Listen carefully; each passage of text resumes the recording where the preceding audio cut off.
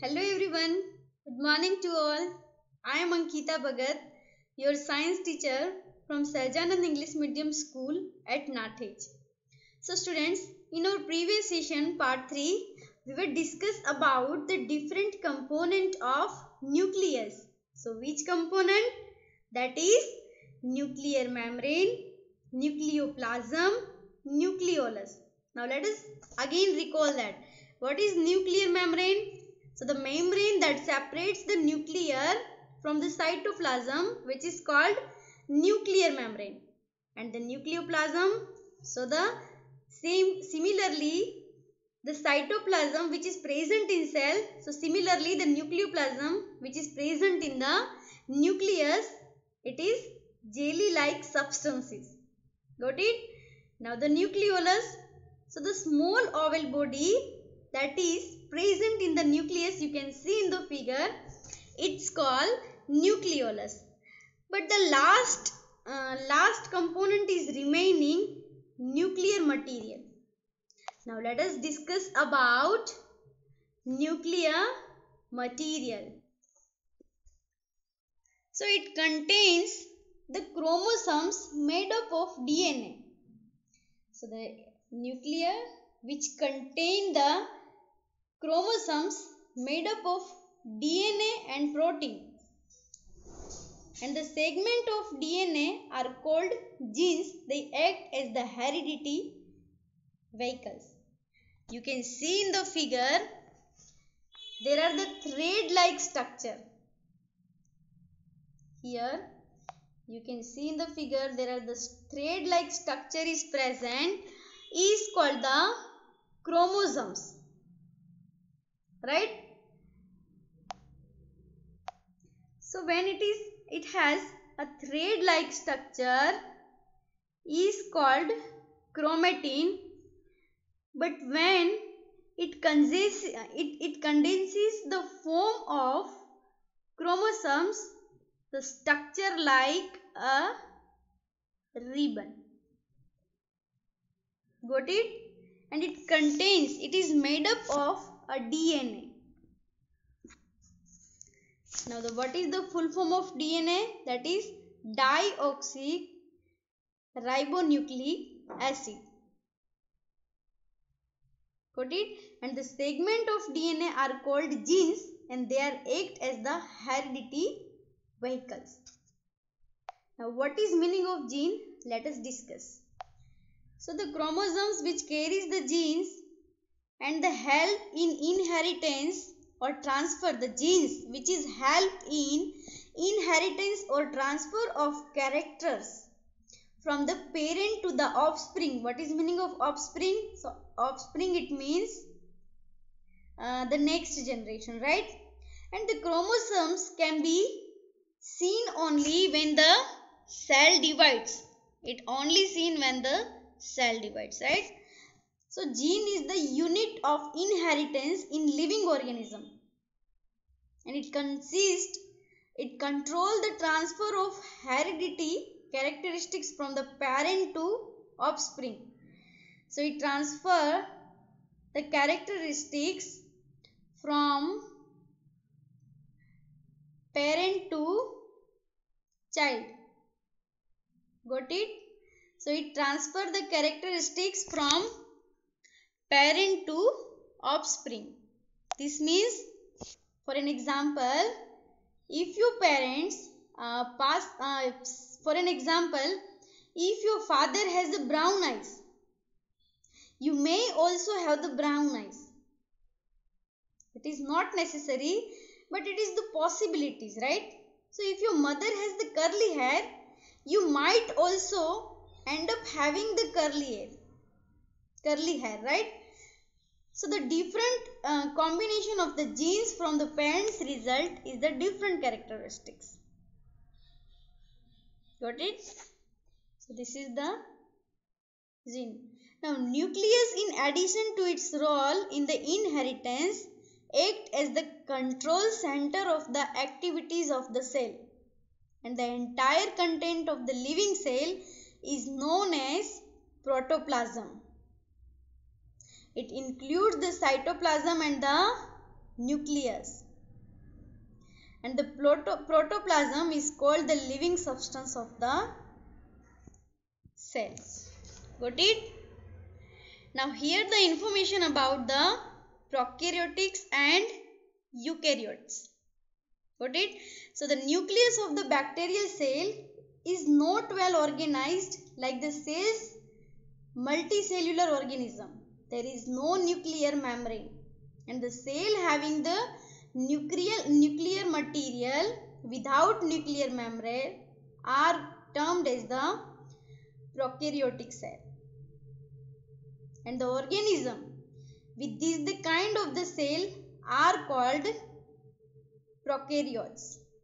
Got it? So word pro means primitive and karyon means nucleus, the primitive nucleus. So the example of prokaryotes, that is bacteria and the blue-green algae. What is eukaryotic cell? So the cell like onion cells and cheek cells having the well organized nucleus with the nuclear membrane is called the eukaryotic cell. Now what is the example of eukaryotic cells? That is the plant and animal cell, right? So this is the example, and the word eu means true and karyon means the nucleus. Now let us discuss about the difference between prokaryotes and eukaryotes, which is given in your exercise question answer.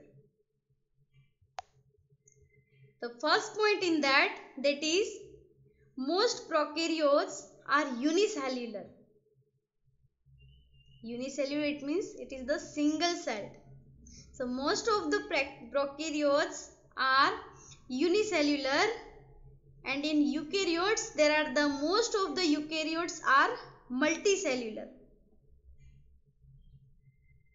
And the second point in that, the nucleus is poorly defined due to the absence of nuclear membrane.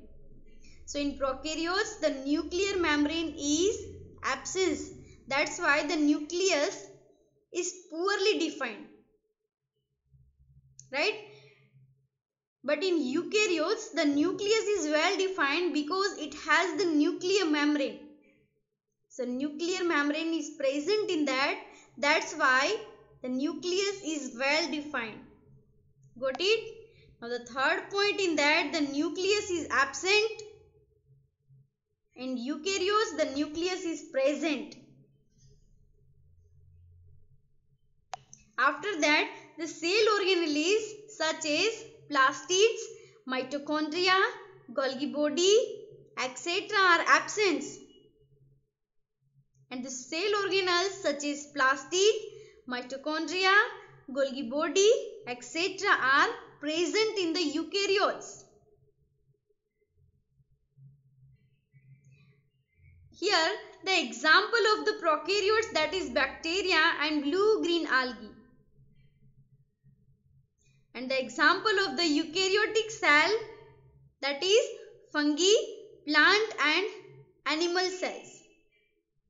So these are the difference between prokaryotes and eukaryotes, which is given in your exercise question answer.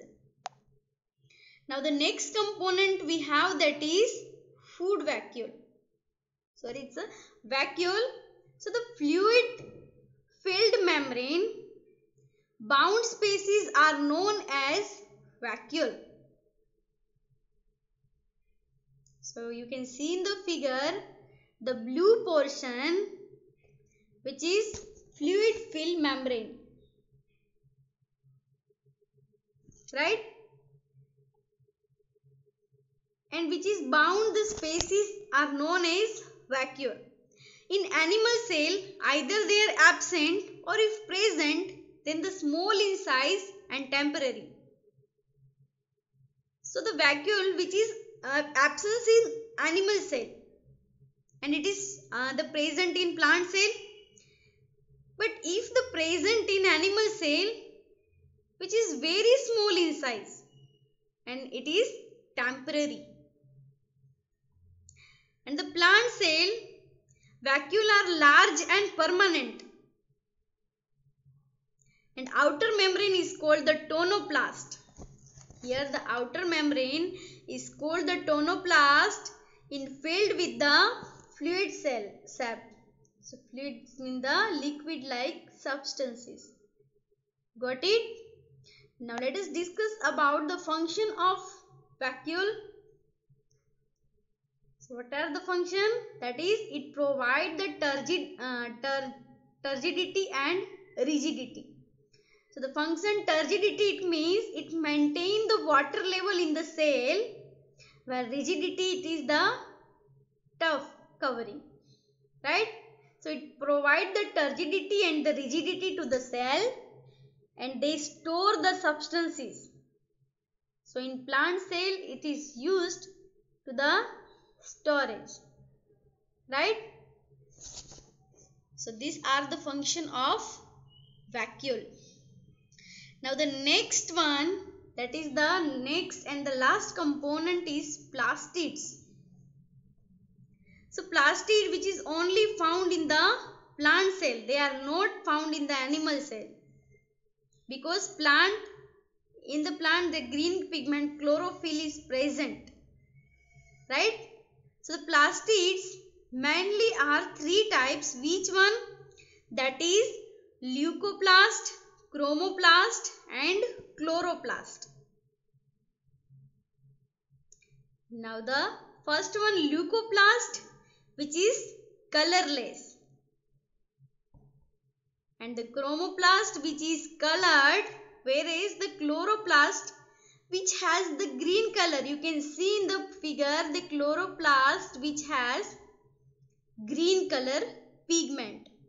So the chloroplast is also known as the kitchen of plant, because it contains the green pigment chlorophyll. And you know very well, the green pigment chlorophyll, which can make their food by themselves. Through the green pigment chlorophyll, the plant make their food by themselves through the photosynthesis process. So in photosynthesis process, the green pigment chlorophyll must be required for the preparing their food. So that's why chloroplast is known kitchen of a cell, right? Got it? Now see, the chloroplast is double membraned organelle which containing the stoma and staked lamella called grana. Here you can see in the figure, the chloroplast is the double membrane. So double line, you can see that the double membrane organelle containing the stoma. So stoma it means the green liquid.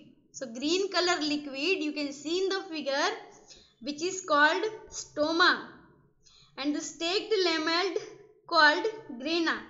So you can see in the figure the chloroplast, which is plastid, which is arranged with the structure of stake.